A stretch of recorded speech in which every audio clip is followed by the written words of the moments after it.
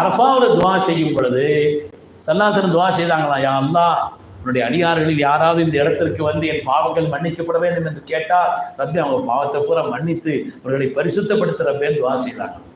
அல்லாஹ் சொன்னா மன்னிச்சிடுறேன். ஆனால் அவங்க வேற யாருக்கும் அநியாயம் பண்ணியிருந்தா, வேற யாருக்காவது அநியாயம் பண்ணியிருந்தா அவங்க மன்னிக்காம நான் எப்படி மன்னிக்க முடியும் நல்லா கேட்டான்.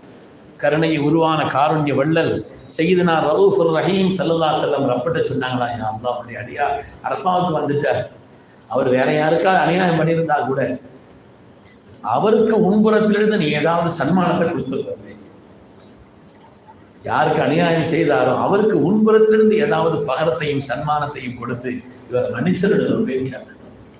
அந்த உள்ளம் அவர்களுக்கு தான் வரும் அப்படி கேட்டார்.